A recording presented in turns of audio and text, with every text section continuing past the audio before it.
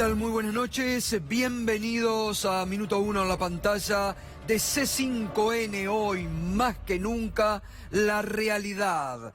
Lo que otros no te cuentan ni te contarán, aquí diariamente te lo contamos. Lo que otros no te muestran ni te mostrarán, aquí diariamente te lo mostramos para clarificar, para que estés muy bien informado en estos tiempos que corren de tanto relato mentiroso y para que sepas de lo que estamos hablando.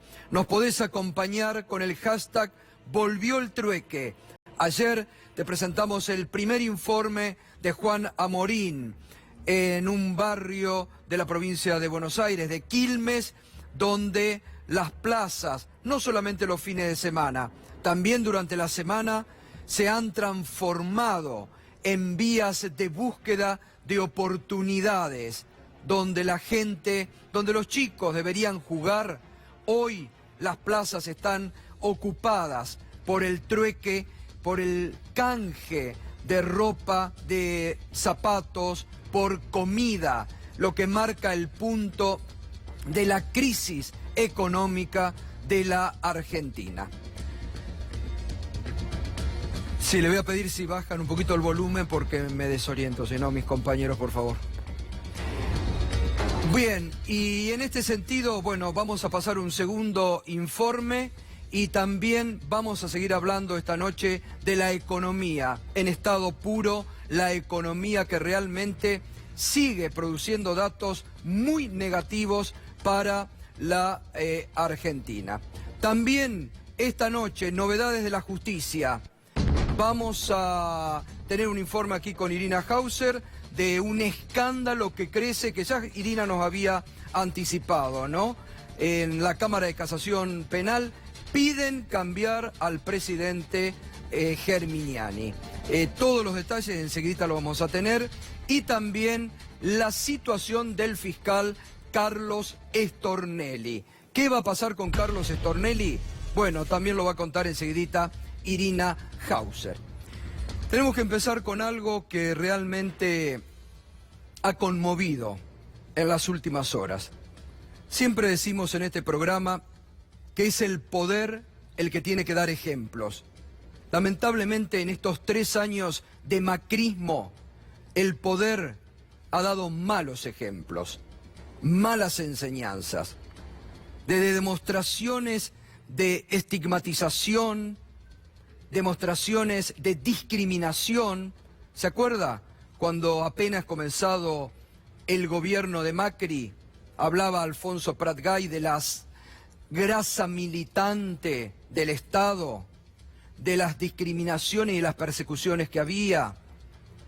Después, en cada apariciones o motivaciones presidenciales, siempre marcando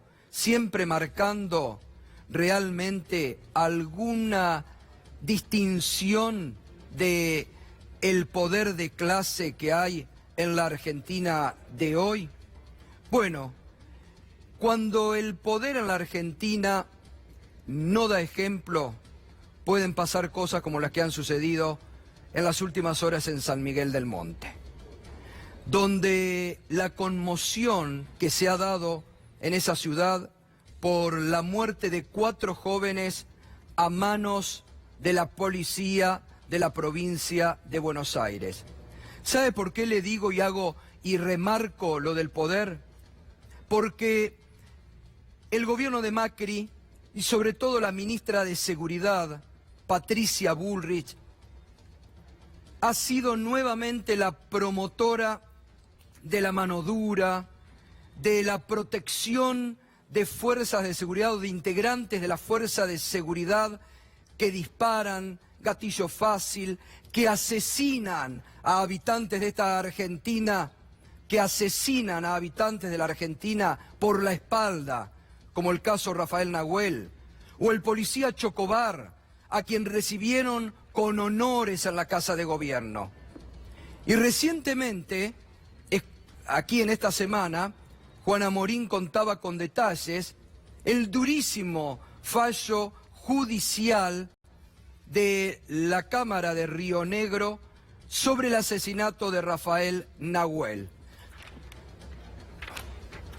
Sobre el asesinato de Rafael Nahuel. Y la verdad es que en ese fallo, hay un párrafo que remarcábamos en este programa sobre la justicia llamando la atención a la ministra de Seguridad, sobre justamente lo que estamos comentando, cuando el poder da respaldo a las malas actuaciones de policías que están en algún punto al margen de la ley. Y después pasa lo de San Miguel del Monte, porque claro, reciben, bajan la línea desde el gobierno, del poder, dan...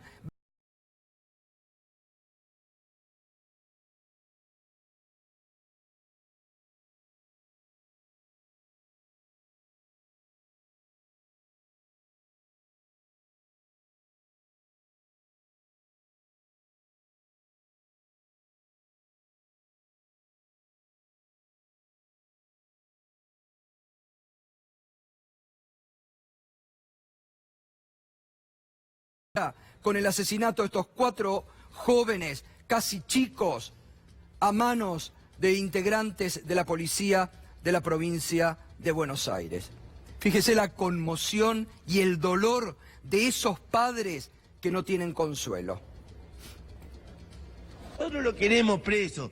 Así no haya tirado un tiro, así haya tirado 10 tiros, lo corrieron a los nenes para hacernos matar contra el camión, señor. Están las cámaras. ¿Ustedes vieron las cámaras? Sí, sí, están ¿Vieron los videos, señor? Estamos viendo los videos, justamente en unos videos se ve cuando hay un móvil policial que persigue al automóvil. Bueno, ahora hay otra foto que trajeron de la caminera. Usted fíjese los agujeros que tiene. Nosotros fuimos con un destornillador y un martillo a hacer esos agujeros en el auto. ¿Con qué beneficio? Nosotros estamos velando a nuestro hijo acá, señor. Y nadie se ha presentado todavía a la justicia, nada. El fiscal dice estoy actuando, pero queremos que vaya preso. No lo queremos tener en la calle porque es un asesino como maniobró el hombre ese. Puede matar a otra familia más, puede hacer cualquier cosa. Le tienen que sacar la ropa, le tienen que sacar todo. Yo tengo nene de 13 años que lo único que hacía era ir a jugar a la pelota, a estudiar y salir con los amigos a la plaza, andar en patineta y a cantar unas canciones que improvisaban ahí porque les gustaba rapear. ¿A usted le parece que estemos en este momento con nene de 13 años? Lo tengo en un cajoncito, le agarro la mano y le digo, Danilo, vamos para casa, y él no me dice nada. Se presentaron los casquillos, se presentó todas las cosas como corresponde, todo se mandó a apreciar y está bien claro y ya salimos en todos los medios de televisión y vieron todos los videos, todas las cosas como eran, cómo fue. El que me venga y me pregunte cómo fue porque es un ignorante, porque no ve. ¿Por qué cree en todo caso que hubo una suerte de encubrimiento sobre lo que había pasado? ¿No dicen que una mano tapa la otra? ¿No es el dicho así? ¿Una mano tapa la otra? Bueno, acá se tapan todos. Porque es así. ¿Cómo es su nombre, señor? Yo soy Gladys, la mamá de Danilo. Hoy es jueves. Durante esos 4 días, la familia y el pueblo de Monte se movilizó para presentar pruebas para que esto llegue arriba. Los de arriba, que muevan. ¡Que muevan! Ahí está la desesperación de estos padres. ¿Quién le devuelve la vida? ¿Hasta cuándo va a seguir el gobierno, la ministra Patricia Bullrich, pegando al parche, diciendo las barbaridades que ha dicho, que en las fuerzas de seguridad no tienen que dar explicaciones a nadie? Y después se producen estas tragedias, muerte de inocentes. ¿Dio la cara a la ministra Bullrich? ¿Va a ir a dar alguna autoridad la cara a San Miguel del Monte frente a estos padres? Después de alentar el gatillo fácil, después de alentar la teoría Chocobar, de desobedecer incluso fallos judiciales. Ahí están los resultados, ahí están los ejemplos que da el poder. ¿Le van a devolver a esos hijos que lloran hoy? Los padres desesperados como están, en una persecución tremenda. ¿Qué ganan con separar ahora de la fuerza, pasarlos a disponibilidad? Cuando hay la muerte de inocentes. ¿Qué ganan realmente? Y repasemos la teoría Bullrich. Mire las barbaridades que ha dicho la ministra. Nosotros vamos a seguir manteniendo nuestra idea de que si un policía defiende a los ciudadanos, había evidentes riesgos en esa situación, una persona acuchillada a punto de la muerte. Nosotros vamos a seguir pensando que el policía hizo lo que tenía que hacer. ¿El presidente respalda todo esto? No, yo esto lo hablé con el presidente en términos generales, el presidente lo respalda, cree que esto ayuda a clarificar los casos en los que la justicia ha condenado injustamente a policías que habían actuado en el cumplimiento de su deber.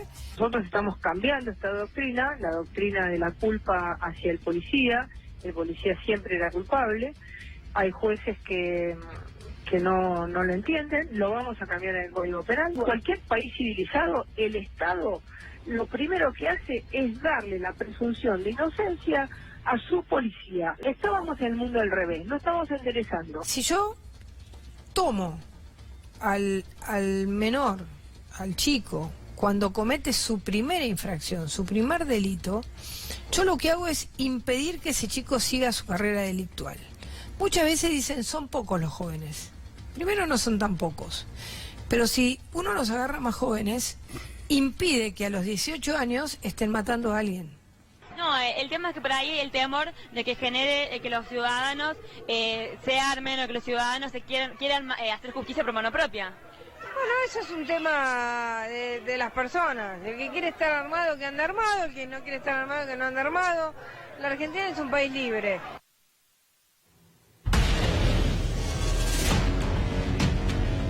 Ahí están las barbaridades que ha dicho la ministra de Seguridad, protegiendo siempre el mal accionar policial, dándole vía libre a la fuerza de seguridad para que actúen, para que maten y asesinen por la espalda. Y después pasa estos hechos tremendo, conmocionante, que ha pasado hoy en San Miguel del Monte. Ahora enseguida después vamos a recuperar con Juana Morín, que le voy a pedir que me recuerde el fallo judicial de Río Negro, que fue una advertencia severísima por parte de la ministra, que claro, este gobierno, como desconoce la justicia, como ha intentado y ha colonizado partes del Poder Judicial, se creen impunes realmente, y bueno, después pasa lo que tiene que pasar. Es esto, lamentablemente, porque le dan vía libre a las fuerzas de seguridad. Ahora vamos a continuar. Juan, buenas noches, ya que estamos, recordemos lo que había advertido la Cámara de Río Negro a la ministra sobre el asesinato de Rafael Nahuel. ¿Qué tal, Gato? Buenas noches. Así es, hace una semana nada más la Cámara Federal de Río Negro desmintió lo que había dicho Patricia Bullrich respecto al marco en el que murió Rafael Nahuel. Patricia Bullrich había dicho, bueno, los policías, la prefectura en realidad se estaba defendiendo de un ataque feroz por parte de los grupos mapuches. Finalmente la Cámara Federal de General Roca confirmó que no era un enfrentamiento y condenó que la policía, que la prefectura haya sido encubierta por parte del Ministerio de Seguridad, porque hasta pericias de gendarmería hicieron siguiendo la teoría del Ministerio de Seguridad. Por eso habló de encubrimiento directamente y habló de los peligros de dejar correr este tipo de doctrinas. Habló del caso Chocobar y habló de la irresponsabilidad de la ministra de Seguridad en salir a sacar conjeturas cuando recién había 60 fojas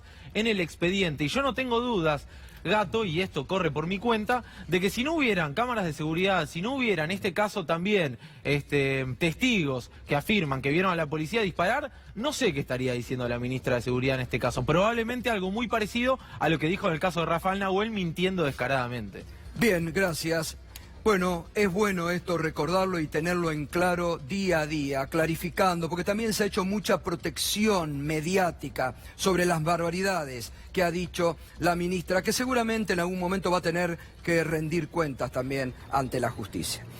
Otro día movido para la política de la Argentina. Ayer les comentábamos, ¿no?, cómo las fuerzas, tanto del gobierno como las distintas fuerzas, después de la decisión tomada por la expresidenta Cristina Fernández de Kirchner, que movió el tablero político de la Argentina, no logran reaccionar.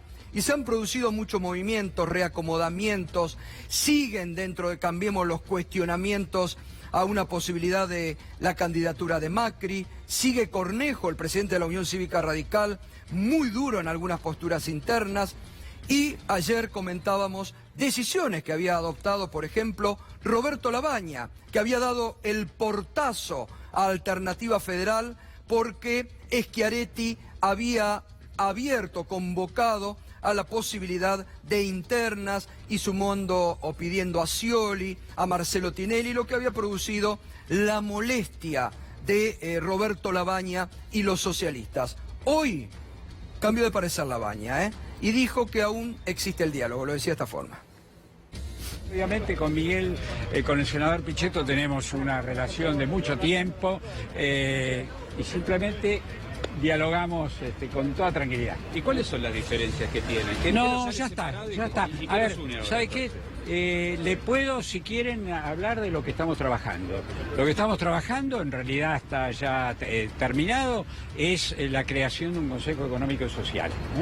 Es un proyecto que es la continuación de los puntos que sacó Consenso 19 hace unos 15 o 20 días atrás. Nuestro trabajo va a estar centrado fundamentalmente en propuestas específicas para gobernar el país de manera distinta. ¿Está más cerca o más lejos de la Alternativa Federal? Gracias. Bueno, sigue siendo confuso el mensaje de Labaña e indudablemente Labaña no tiene una estructura política propia, necesita de esa estructura y hoy por hoy evidentemente está más cerca del socialismo y de tratar de pescar en el río revuelto de los radicales algo de esa estructura para fortalecer su candidatura presidencial. Y en Alternativa Federal también siguen los roces y las idas y vueltas y fotos que incomodan. Habíamos visto esta semana el abrazo del gobernador de Córdoba, Schiaretti, en la Casa Rosada, con el presidente Mauricio Macri. Esta foto y esa relación ambivalente entre Schiaretti y el gobierno nacional, que llegó incluso a Labaña a ser uno de los motivos por los que se había apartado, diciendo que parecía que jugaban más en función del gobierno o de Cambiemos, de encontrar un camino fuerte desde la oposición. Y hoy se sumó otra foto de los integrantes de Alternativa Federal. El gobernador de la provincia de Salta, Juan Manuel Urtubey, siempre de excelente relación con La Rosada, con Macri, que hoy visitó también a Macri y logró esta foto.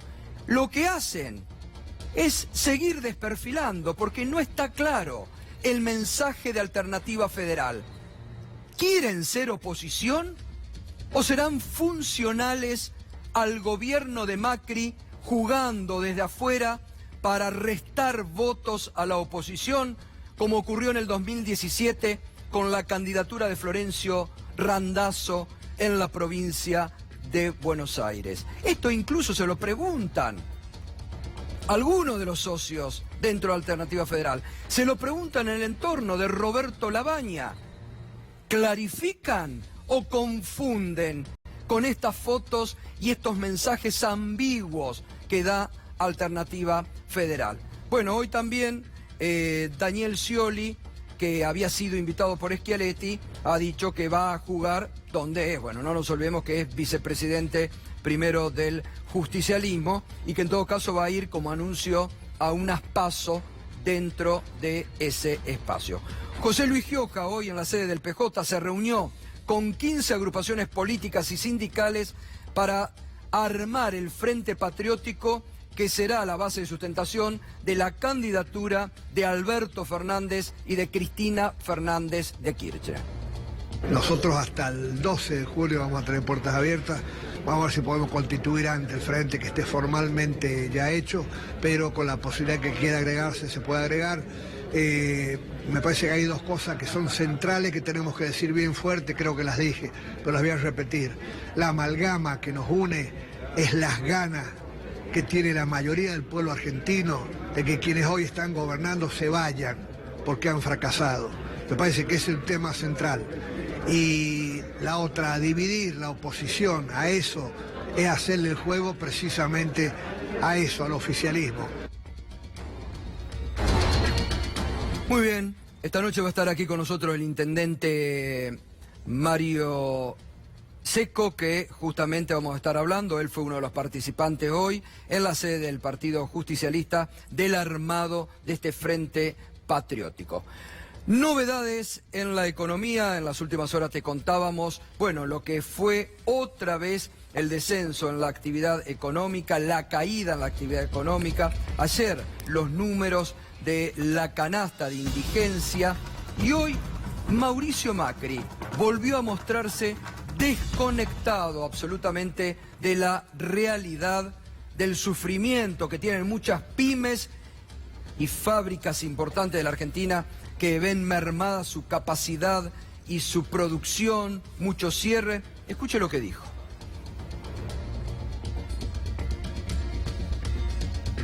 La verdad quiero darles la bienvenida a este Foro Argentina Exporta 2019, que no tengo duda que va a ser una oportunidad enorme y espero que todos salgan inspirados a dar el siguiente paso. Ese paso que quizás cambie la vida para siempre de su proyecto, y estoy hablando de animarse a exportar, que más que un paso diría que es un salto. Todos los países que se desarrollaron lo hicieron a partir de una mayor integración con el mundo, con personas que decidieron salir de la zona de confort y pensaron en grande. Entonces es lógico que nos preguntemos, ¿por qué no todas las pequeñas, medianas y grandes empresas de nuestro país exportan? ¿Por qué? Y la respuesta salta a la vista. Porque se le hicieron difícil. Se le hicieron difícil. Ahora, uno se pregunta, es insólito el presidente. Hace 3 años y medio que gobierna este país. Vemos todos los días en lo que hemos denominado el industricidio, porque así lo han calificado los propios industriales. Cómo cierran empresas grandes de la Argentina. Ni hablemos de las pymes, ni hablemos de las pymes. 3 años y medio hace que gobierna la Argentina. Dice que se le hicieron difícil. ¿Quién? Suministros, Sica, Ibarra, Cabrera, cuando le decía reconviértanse a los que sufrían y pasaban realmente necesidades porque no podían producir. Fernando, buenas noches. Fernando, ¿cómo estás? ¿Quiénes se le hicieron difícil? ¿Qué tal, Gustavo? Buenas noches. Vos sabés que justo hoy salieron los números de comercio exterior de Argentina correspondiente al mes pasado. ¿Y sabés qué pasó? Cayeron las exportaciones de manufacturas, agropecuarias e industriales. Recordemos que manufactura es la exportación de valor agregado. Subieron las de materias primas, subió la exportación del campo, subió la exportación de energía sin elaborar. Tenemos unas placas ahí donde muestran qué es lo que pasó con las exportaciones argentinas. Ahí lo tenés, mirá lo que fue. 5.6% cayeron las exportaciones de origen agropecuario. 2.3% cayeron las manufacturas de origen industrial. El valor agregado, la industria, lo que produce, lo que transforma la materia prima en un producto elaborado, bueno, eso Argentina cada vez exporta menos. Lo que subió fue la exportación de materia prima y de energía a granel.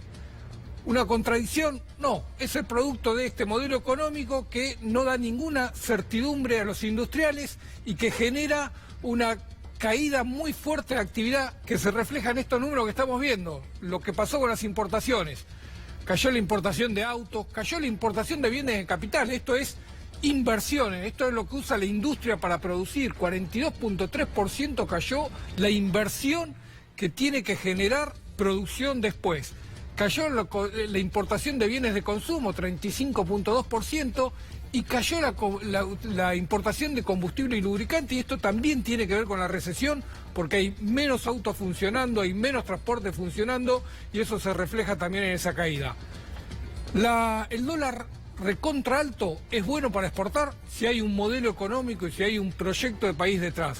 Si la devaluación te la provoca el mercado porque no supiste gestionar, pasa esto. Caen las exportaciones, valor agregado, y solo sube la de materia prima con precios que son más baratos que hace un año, porque tenemos esta contradicción. Exportamos un poquito más de cantidades, pero como el valor de las exportaciones argentinas cae, apenas se mueve la balanza y apenas se generan dólares. Los dólares que se supone va a necesitar este país para desarrollarse y para pagar la deuda, el comercio exterior lo está gestionando muy poquitito y porque la recesión es tan fuerte que nadie importa, Gustavo. Bien, Fernando, y para ver, porque en este programa hemos venido marcando cómo los medios del mundo se han hecho eco de la recesión, de la mala política económica del gobierno de Mauricio Macri, lo que ha producido, esto que comentaba Fernando, lo que ha producido la profunda recesión económica que vive la Argentina de hoy. Porque el presidente sigue siendo un comentarista de la realidad. Va a terminar su mandato y sigue hablando en abstracto, como que si él no fuera presidente de la Argentina. Le sigue costando a este gobierno asumir la responsabilidad, menos admitir lo que han generado en estos 3 años y medio. En las últimas horas se conoció un informe de la ONU, Organización de Naciones Unidas, que hace un análisis tremendo de la economía argentina. Acá está, mire, la situación económica en el mundo, perspectivas 2019 de las Naciones Unidas, que tiene un apartado sobre la República Argentina. Dice, el déficit fiscal y de cuenta corriente, combinados con la falta de capacidad del gobierno para domesticar a la inflación, motivó un aumento del pesimismo acerca del futuro de la economía. El horizonte es altamente incierto. El consumo de los hogares se desaceleró en 2018, en parte como reflejo del mercado laboral más débil y de un fuerte deterioro de la situación en Argentina. El giro económico recesivo en 2018 ha sido particularmente severo en Argentina. En su mayoría, los países se mantuvieron en línea con los objetivos de inflación de sus bancos centrales, con las excepciones de Argentina y de Venezuela. Mire, la ONU dice que Argentina va en el camino de Venezuela durante el gobierno de Macri. Esto, que reitero, es un informe de la ONU, es realmente para el gobierno de Macri, debería llamarle la atención. Tanto que baten el parche desde el gobierno, desde Cambiemos, que la Argentina, lo decían, se iba a aparecer si ellos no llegaban. Y ahora con el cuco de que podemos ser Venezuela, la ONU está comparando a la economía argentina con la economía de Venezuela en la era Macri. Duro, Fernando, ¿no? Sí, Gustavo, este informe tiene una actualización, el informe central de la ONU es de enero, tiene una actualización que es de esta semana, y ahí es donde vuelve a ratificar que la situación económica en la Argentina es mala y la perspectiva no es buena. No hay ningún indicio dentro de todo el informe de la ONU que hable de que vaya a mejorar la situación económica en Argentina. Y es llamativo porque siempre tienen un lenguaje muy diplomático, porque después de todo es la Organización de las Naciones Unidas, no hace una evaluación de mercado sobre los países. Pero sin embargo en el informe es muy duro sobre la situación argentina y sobre las perspectivas económicas a corto plazo que tiene el país, Gustavo. Y en este aspecto también lo venimos comentando, Fernando, la fuga de capitales que sigue siendo realmente preocupante, ¿no? Sí, salieron esta semana los números que tienen que ver con la salida de capitales de Argentina. 2.314 millones fueron el mes pasado, acumula 68.000 millones de dólares desde que llegó el gobierno de Mauricio Macri al poder. Ahí tenemos los números. Estos son los números que corresponden a la caída de reserva. Hoy cayeron 557 millones las reservas del Banco Central. En total, desde el pico de reservas que tuvo Argentina cuando ingresaron los 10.835 millones del Fondo Monetario Internacional, ya se fugaron 10.994 millones. Es decir, todo lo que entró del FMI ya no está más en las reservas de Argentina. Salieron. ¿Por dónde? ¿Por qué? ¿Cuáles son los motivos? Es difícil saberlo porque el Banco Central dejó de informar todos los días qué era lo que pasaba con las reservas. Te da el numerito, pero no te cuenta si pagaron organismos, si pagaron deuda, si vendieron en el mercado, si compraron, no te quiere informar nada. Lo único que sabemos es que cayeron 557 millones hoy y que ya desde el 9 de abril que entró el crédito del FMI ya se fue todo, se gastó todo. Estamos menos que cuando entró el último tramo de esos 10.800 millones que aportó el Fondo Monetario Internacional. Muy bien, gracias Fernando. Enseguida vamos a estar dialogando con el doctor Facundo Manes.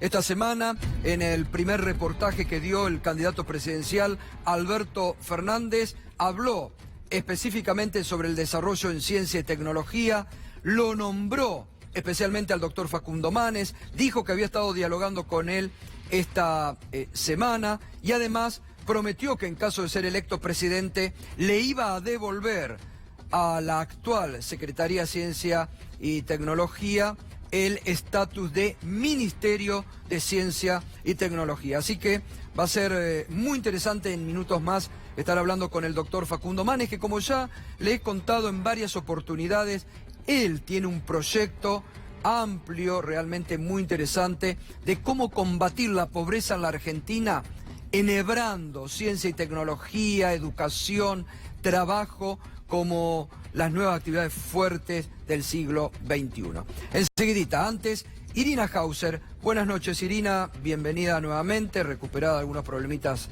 de salud. Es un gusto, como siempre, tenerte con nosotros. Buenas noches, Gustavo. Bueno, sigue el escándalo en torno al presidente de Casación, Germiniani, ¿no? Tremendo el escándalo en Casación. Lo que hay es una convocatoria de urgencia a un plenario en el día de mañana. ¿Para qué? Para votar el desplazamiento de la presidencia de Juan Geminiani. Estamos hablando de la Cámara de Casación. ¿Qué es? Es el máximo tribunal penal del país. Es el que tiene la palabra, la última palabra, a veces la tiene la Corte, pero en los casos penales la tiene la Cámara de Casación. El presidente Juan Geminiani. El disparador de este escándalo, ¿cuál es? Es una sucesión de hechos de violencia y sobre todo hechos de violencia contra mujeres dentro del tribunal.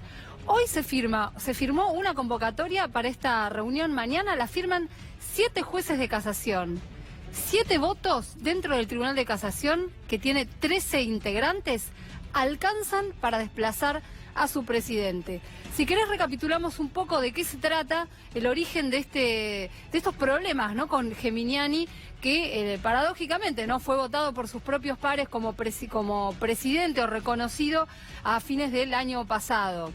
Lo que dio origen a este escenario es, primero que nada, una decisión que tomó Geminiani en el año 2016 de meter presa a una secretaria en plena feria judicial. Estaba trabajando Geminiani a cargo, era uno de los jueces a cargo de la Cámara en ese momento.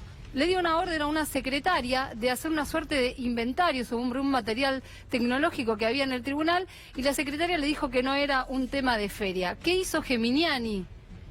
La metió presa, la dejó detenida durante 2 horas e incomunicada. A raíz de esto, Geminiani tuvo una causa penal y además una causa en el Consejo de la Magistratura, a raíz de la cual tuvo que hacer un descargo esta semana. El Consejo de la Magistratura lo citó a Juan Geminiani como sospechoso por esta situación, ¿no? Como si fuera una indagatoria en una causa penal por esta situación de violencia contra esta secretaria que luego se tuvo que cambiar de tribunal, te podrás imaginar.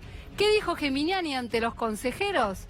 Dijo que había sido un error lo que había hecho, que había malinterpretado una situación. ¿Sabés lo que quería decir él? Quería decir que ese material que estaba en la Cámara de Casación había sido una dádiva del Ministerio de Planificación de Julio De Vido para una de las juezas del tribunal. Lo que sucede es que este año se multiplicaron las situaciones similares, no con secretaria, sino con otra jueza. Geminiani terminó expulsando de una reunión de superintendencia a Liliana Catucci, ¿sí? La sacó a los gritos de la reunión, y a raíz de esa situación se empezaron a generar reuniones entre los jueces y fue que empezaron a analizar el desplazamiento. La primera vez fracasaron, estaban 6-6. Ahora parece que se le termina el mandato a Geminiani. Este es el escenario al día de hoy. Mañana se van a reunir muy temprano a las 9 de la mañana y si los 7 que convocaron están ahí y están de acuerdo, como parece ser, Geminiani va a perder la presidencia y lo va a suceder el vice, que es Carlos Máiquez. ¿Y puede haber algún tipo de denuncia penal inclusive? Mira, ya tuvo denuncia penal Geminiani, fue sobreseído en un extraño fallo de la Cámara Federal antes de que el juez Canicova Corral lo citara a indagatoria. Podría llegar a tener denuncias penales por otros hechos, ¿no?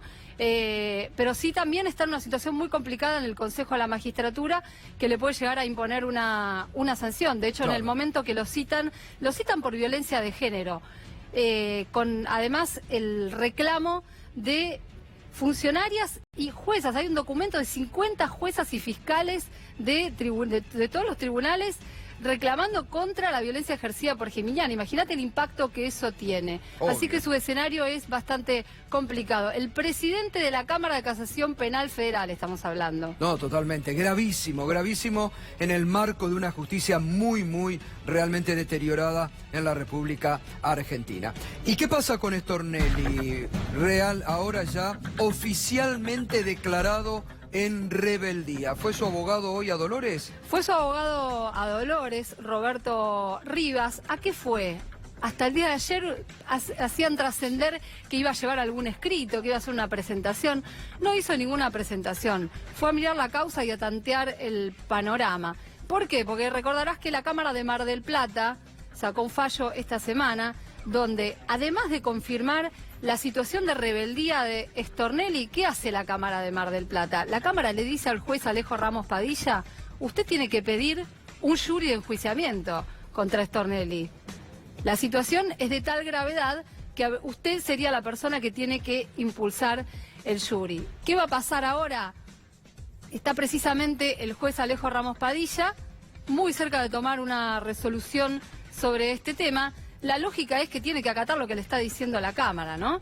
Ya sabemos que dentro de la Procuración General de la Nación hay iniciada un sumario contra Stornelli y una causa administrativa, pero como vimos hasta ahora, la actitud del procurador Casal fue ir dejando pasar el tiempo. Pasaron 2 meses. Y de hecho esta situación de hoy del abogado yendo a Dolores parece también una especie de intento de seguir dilatando, porque en algún punto Stornelli se sigue sintiendo cobijado en Comodoro Pi, pero sobre todo por el Procurador General de la Nación, Casal, que hasta ahora no promovió ninguna acción severa, ¿no?, contra Stornelli. Hasta ahora ni siquiera se pronunció públicamente Casal sobre Stornelli. Hemos escuchado a un juez de la Corte, ¿no?, a Horacio Rosati decir: si yo estuviera en la situación de tener que soy citado por la justicia, me tengo que presentar, es mi obligación. Sería un mal ejemplo.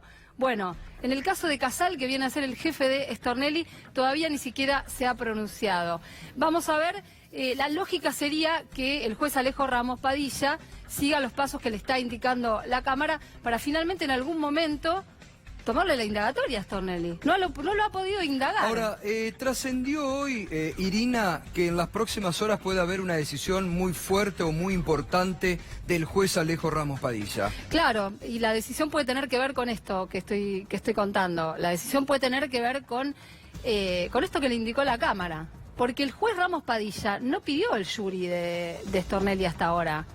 Hasta ahora dijo, lo intimó a que se presente, lo declaró en rebeldía y llegó hasta ahí. ¿Lo puede mandar a buscar por la fuerza pública? Y eso está discutido, porque la Cámara Federal de Mar del Plata, además, fíjate vos que lo que dijo es: ojo que tiene fueros. Por eso hay que iniciarle un proceso con todas las de la ley, que sería hacerle el jury de enjuiciamiento, ¿no? Bien. Sería como el juicio político un juez, pero dentro del contexto de la procuración. Si la Procuración sigue con estos tiempos, hay para rato, pero vamos a ver cómo sigue el asunto y qué decisión toma el juez Alejo Ramos Padilla. Bien, gracias Irina. Ahora vamos a recuperar más información. Lo habíamos prometido, está con nosotros el doctor Facundo Manes. ¿Qué tal, Facundo? Buenas noches. Hola, Gustavo, gracias por invitarme. No, por favor, un gustazo realmente tenerlo. ¿Se sorprendió que el candidato presidencial Alberto Fernández lo haya nombrado el otro día cuando teníamos la primera entrevista aquí, que hable de la importancia de la ciencia y la técnica? Con Alberto nos conocemos hace años, tenemos diálogo hace años, lo respeto, y él está interesado. Yo estuve en mi casa visitándome con Víctor Santamaría en estos días y tuvimos una reunión donde él me preguntó sobre un poco lo que vengo diciendo hace tiempo, que la Argentina debe tener como prioridad, cualquier candidato a presidente o presidente debe tener como prioridad resolver el hambre. Nadie puede esperar con el hambre, y hoy en Argentina hay 3 millones de personas, de las cuales la mitad son niños con sensación de hambre, y yo creo que la prioridad de nosotros los argentinos es, más allá de las diferencias que podemos tener, resolver este tema como política de Estado. Y eso aparte nos va a dar la autoestima, aparte que es algo humanitario, nos va a dar la autoestima para ir por otros proyectos. Y también hablamos, como bien decís vos, de la importancia de vincular la ciencia y la tecnología con la producción, que es una tarea que en la Argentina hay mucho para hacer, invertir mucho más y estratégicamente en la ciencia y vincularla al sector productivo. Y eso podría generar un crecimiento sostenido en nuestro país, generar más valor agregado, más empleo de calidad, más riqueza y más posibilidad de distribuir la riqueza en un país tan desigual. Y esto lo hablo con cualquiera que esté con ganas de ser candidato o presidente. Mi idea es que los argentinos, más allá de nuestra ideología, yo soy neurólogo y déjame contarte que la realidad está ahí, pero nosotros no vemos la realidad, porque nuestro cerebro filtra la realidad con nuestras creencias, prejuicios, y cuando algo contradice nuestras creencias, prejuicios, suposiciones, lo que hacemos es ignorar esa evidencia y buscar personas que coincidan con nuestra opinión. Así somos los seres humanos. No nos importa tanto la verdad, sino pertenecer a una tribu, sobrevivir. Y trato de decirle a la sociedad argentina que esta grieta nos está matando, nos está haciendo más brutos, nos está empobreciendo, y que si bien hay grieta en otros países, Estados Unidos, Inglaterra, España, allá nadie discute la ley, todo el mundo invierte en educación, invierte en ciencia y tecnología, la vincula a la producción. Y bueno, mi idea es hablar con todo el mundo y tratar de decir a los políticos: está bien, déjense de campaña, de coyuntura y manos a la obra. Ahora, Facundo, vamos a ir a eso porque es interesante, que yo vengo hablando mucho de este plan que usted tiene, pero digo, la Argentina en estos 3 años y medio ha tenido un retroceso al bajarle la categoría al Ministerio de Ciencia y Tecnología a una secretaría, reducirle el presupuesto a los científicos, al CONICET. Mirá, yo creo que Argentina nunca invirtió en la historia de la Argentina lo suficiente en ciencia como para que la ciencia impacte en el PBI. El sistema científico argentino, que es un orgullo, fue creado por Jussey, y en la última década, en el gobierno kirchnerista, hubo una inversión al 0.6 del PBI. Los países desarrollados, que se desarrollaron por la ciencia y tecnología, invierten alrededor del 3 o 4% del PBI, y ahora hubo un retroceso en la inversión y, como decís, una dejerarquización de la ciencia. La verdad que tenemos que todos los argentinos luchar para que la Argentina no solo invierta mucho más en ciencia, como prometió el presidente Macri, prometió pasar de 0.6 a 1,5, sino invertir también estratégicamente, y es muy importante vincular la ciencia al sector productivo, porque hoy la economía mundial está basada en el conocimiento, no está basada en los recursos naturales. Y Argentina es un país que no tiene tantos recursos naturales como pensamos. Argentina está en el número 40 y pico en recursos naturales. Australia, por ejemplo, tiene 4 veces más recursos naturales per cápita que nosotros. O sea que nosotros tenemos que tener una economía basada en la ciencia y la tecnología. Puede haber ciencia y tecnología alrededor de los recursos naturales. ¿Cómo sería, Facundo, eso? A ver, ¿cómo es este plan que usted me consta, me ha comentado incluso, que ha llevado a varios candidatos y que muchos, no sé si ni siquiera se lo habrán leído, digo? Sí. ¿Cómo se puede combatir el hambre, la desocupación, interactuando ciencia, tecnología y educación con el mundo del trabajo?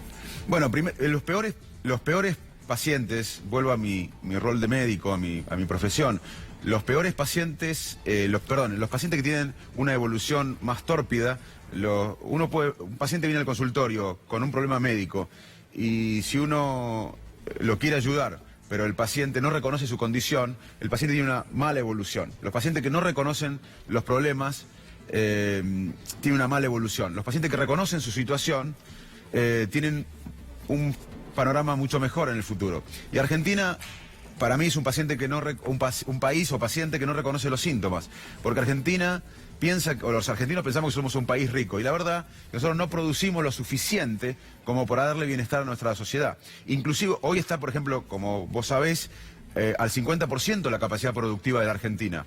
Pero aunque lleguemos al 100%, acá tuvimos al 100% de la capacidad productiva hace unos años y también había pobreza, había malnutrición. Nosotros tenemos que no solo llegar al máximo posible de la capacidad productiva, sino tenemos que hacer algo que nunca hicimos. Acá probamos de todo, gobiernos liberales, más estatistas. Lo único que no probamos fue una política de Estado que vincule la ciencia y la tecnología con inversión con el sector productivo. Eso podría hacer de Argentina un país de innovación permanente y según los economistas que yo hablo, Miguel Peirano, Martín Redrado, Mariana del Poyeto, eso podría hacer que la Argentina en los próximos años crezca un 4%. Y nunca hicimos esto. Es cierto que en el kirchnerismo se invirtió más en ciencia, 0.6, pero nosotros debemos llegar a 1.5, 2 o 3% del PBI. Yo pensé que este gobierno lo iba a hacer, no solo no lo hizo, sino que jerarquizó la ciencia. ¿Y por qué cree que eso no ocurre? ¿Porque no hay interés, porque hay desconocimiento, porque no se interesan? Yo creo que... La verdad que, a ver, también en esto el actual secretario, ¿no? Lino Barañao, haber permitido que le bajen la categoría, los recortes que se está haciendo, un hombre justamente de la ciencia, y dice, y uno se pregunta, ¿cómo no defiende lo que él durante toda la vida ha defendido, no? Mirá, yo no soy analista político, pero tiene el gustito político. Lo que sí sé que yo recorro la Argentina hace años pidiendo a la sociedad que exija esto. Que nosotros que tenemos que marcar la cancha a la dirigencia política, a la sociedad civil, y exigir que se dejen de la rosca, de la coyuntura, y que, a ver, te lo digo de otra manera, y que se pongan a trabajar en los temas que realmente importan. Yo veo a la Argentina como un paciente en terapia intermedia o en terapia, con muchas patologías estructurales importantes, hipertensión, neumonía, diabetes, y veo a los médicos de todos los bandos, a todos los equipos médicos, discutiendo entre ellos el ego, la estrategia electoral, cómo llegar al poder, pero no los veo pensando cómo el paciente puede salir de terapia y mejorar. Argentina es un país que no produce lo suficiente para darle bienestar, el bienestar que por suerte los argentinos exigimos, porque somos un país que, por la historia argentina, por ciertos sectores populares que lucharon, tenemos un sentido de igualdad.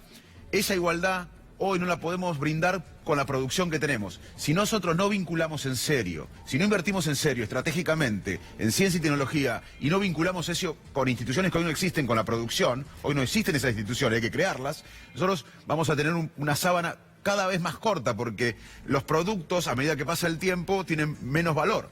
Y nosotros no podemos ser una economía primaria. Hoy Argentina tiene una economía del 60% de exportación de materias primas. No podemos sobrevivir así. Y en vez de discutir esto, además tenemos que, para hacer esto, este vínculo de ciencia y técnica o tecnología propia, no importada, con la producción, tenemos que alimentar a la gente, tenemos que nutrirla, tenemos que darle salud y educación. No estamos discutiendo eso. Yo siento que la dirigencia política está discutiendo su destino personal, su biografía personal, pero no está discutiendo cómo hacer esto. Está bueno. Digo, ¿se sumaría, si lo convocan de un gobierno para el próximo periodo, se sumaría? Yo creo que ningún argentino puede ser indiferente. Nosotros vivimos en una desigualdad que ya no solo es inhumana, sino inmoral. Y los argentinos privilegiados que podemos comer, que podemos dormir tranquilo esta noche o pensar un mediano plazo, mirá lo que es ser privilegiado en la Argentina, es dormir, darle de comer a tus hijos y pensar en un mediano plazo. Todos los argentinos tenemos que abrazar a nuestros hermanos, tenemos que tener la empatía necesaria para sentir que alguien que no puede comer en el conurbano profundo bonaerense es nuestro hijo, que alguien que no puede comprar la medicación en el norte argentino o acá a la vuelta es nuestro papá o nuestro tío. Si nosotros no tenemos esa empatía y construimos un sueño colectivo, ningún sector político para mí va a lograr este desafío del que estamos hablando. Ningún sector político aislado puede hacer un plan de Estado, un plan estratégico de país. Y te digo como neurólogo otra vez, los seres humanos necesitamos tener sueños. Somos mucho más felices teniendo sueños. En las sociedades, ¿no? ¿Cómo? Esperanza. Y esperanza. Y las sociedades también. Y vos me decís, ¿cuál es el sueño argentino? ¿Bajar la inflación? ¿Que baje la tasa de interés? Desde que soy chico veo que en la Argentina se discute cómo bajar la inflación, el dólar, el riesgo país. Y esto me hace acordar otra vez a medicina. Es un paciente con 3 o 4 enfermedades importantes que tiene síntomas, fiebre, dolor de cabeza, y los médicos solamente hacen un tratamiento sintomático, algo para bajar la fiebre o para dolor de cabeza, pero nunca se preocupan de los problemas estructurales. Y yo creo que eso requiere un consenso económico y social que hoy no lo veo cercano por muchas mezquindades o muchos egos y porque la sociedad civil no presiona por estos temas. Nosotros tenemos que dejar de votar personas y votar temas. Facundo, ¿se puede pensar en aumentar la inversión en ciencia y tecnología en medio de un ajuste fiscal como que lleva adelante el gobierno? ¿Es incompatible o es decisión política donde se asignan los recursos? Gracias por la pregunta, Fernando. Es muy importante porque gobernar es priorizar. Gobernar es priorizar. Y los presupuestos siempre son un contrato moral. Y en la Argentina yo priorizaría el hambre y priorizaría la inversión en los que nos puede aumentar la riqueza, que es ciencia y tecnología con el sector productivo. O sea que yo, si fuera gobierno, priorizaría primero en lo humanitario, en invertir en la gente, y segundo, en generar más riqueza con lo que genera riqueza hoy en el mundo, que es vincular la ciencia y tecnología a la producción. Así que para mí gobernar es priorizar. Mira, Fernando Stefani, un investigador del CONICET muy inteligente y muy estudioso de estos temas, hizo un cálculo que con el 1% de lo que se pidió de deuda se podría haber hecho un plan de conocimiento que podría haber sido un horizonte de crecimiento para la Argentina de enorme importancia. Así que, repito, gobernar es priorizar. Y uno tiene que priorizar ahí sí creo que existe la ideología. Yo creo que acá tenemos que invertir en la gente, en salud, en nutrirlos, en educación y invertir en ciencia y tecnología asociada a la producción. Ahora, en distintos gobiernos siempre usted lo han ofrecido ser candidato a diputado, que lo consultan y todo. ¿Se siente que, por ejemplo, cuando le llevó a distintas personalidades de la política, incluso del actual gobierno, este plan, se interesaron o es como que ciencia técnica no tiene votos? Gracias también por la pregunta porque me permite aclarar un poco un programa. ¿Sigue siendo radical, le pregunto, en estos tiempos que corren? Yo valoro mucho las instituciones. Yo creo que sin respeto a las instituciones los países no crecen sostenidamente. Valoro la honestidad, el radicalismo, como el peronismo. Yo el primer contacto con la política a los 15 años fue ir a una unidad básica. Y porque tenía un sentido de igualdad el peronismo que me sedujo. Después vino el huracán Alfonsín y me enamoré del fenómeno de Alfonsín. Después fui muy crítico del Pacto de Olivos y demás. Pero mi familia era una familia radical que valoraba las instituciones, la honestidad. Después estudié en el exterior, en Estados Unidos, en Inglaterra. Y aprendí un poco de los países que planifican, que tienen, más allá de las diferencias que son lógicas, que tienen una política de Estado que los hace más ricos, que es básicamente invertir en la gente, en educación y salud y en la ciencia y tecnología.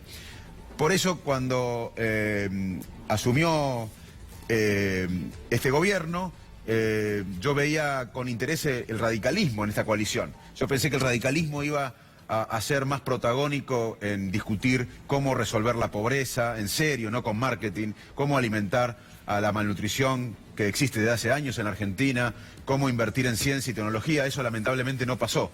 Así que uno tiene que preguntarse el rol del radicalismo hoy. La verdad que el radicalismo hoy tiene que repreguntarse o preguntar su identidad. ¿Cómo? ¿Lo decepcionó? Mire, yo creo que el radicalismo que yo conocí, del cual yo me enamoré en el 83, no existe ahora. Lo que yo veo es un radicalismo que no está preocupado en serio en ver cómo invertimos en ciencia y tecnología, porque acá se redujo el presupuesto en ciencia y tecnología y además se desjerarquizó la ciencia.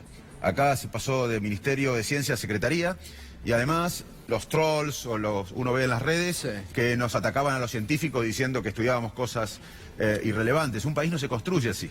Y más, para mí los trolls son un problema importante porque en un país que hay hambre yo no gastaría ni un peso en trolls, lo gastaría en un plato de comida al que no tiene. Totalmente. Usted sabe que hoy se conoció, ya pasó con la científica que tuvo que ir a un programa de televisión para tener fondos para sus proyectos, pero hoy se conoció también en Santa Fe que entre los científicos e investigadores hacen trueque. Mire, mire la nota, Facundo, lo ponemos.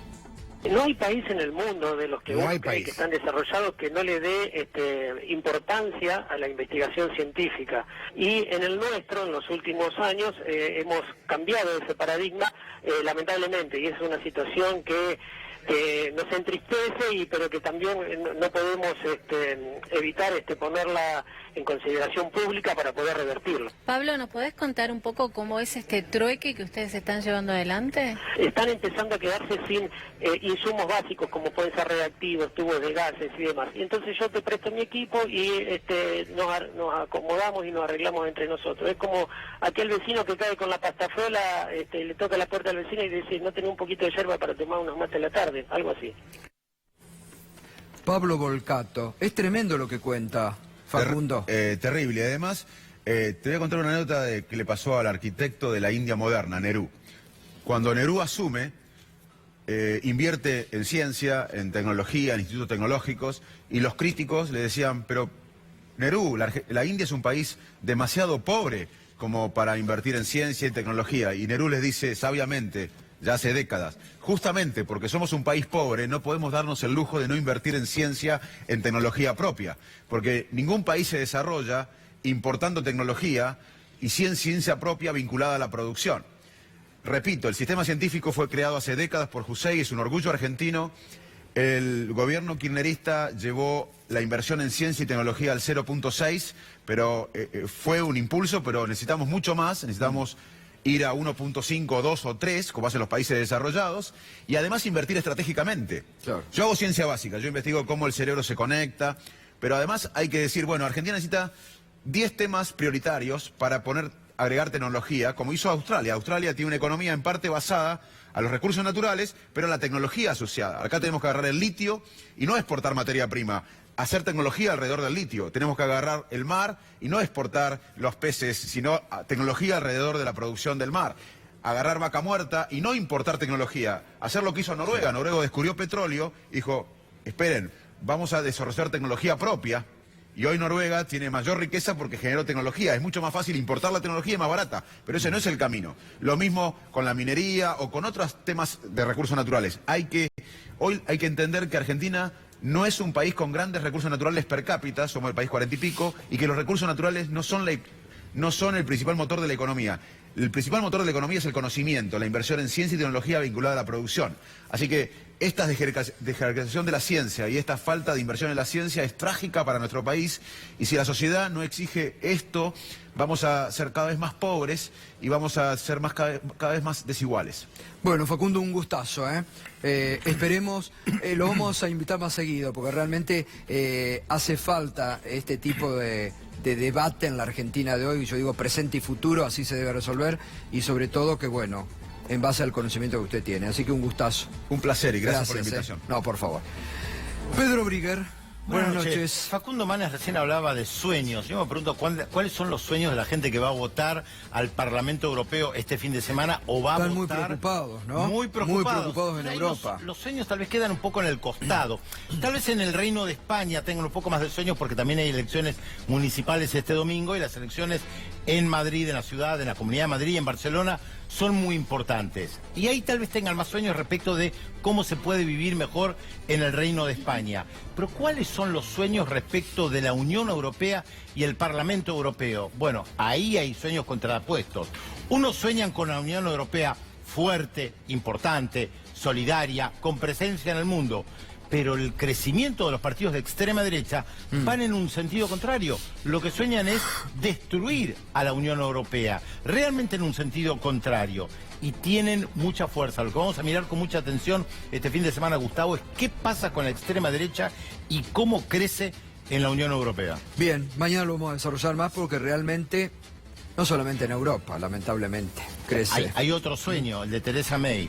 Bueno. sueña con quedarse en el poder mañana si es que su propio partido no la saca. Fíjate que en Mañana 2 años le renunciaron 36 ministros a Theresa May. Impresionante. Gracias, Pedro. Muy bien, hacemos la primera pausa. Enseguidita. Volvió el trueque, es el hashtag con el que nos estás acompañando. Un nuevo informe de Juana Morín, mucho más duro tal vez que el que mostramos ayer. Duro, el que muestra la realidad cotidiana que vive la Argentina. Tenemos más novedades judiciales y el debate de la política ya, enseguidita,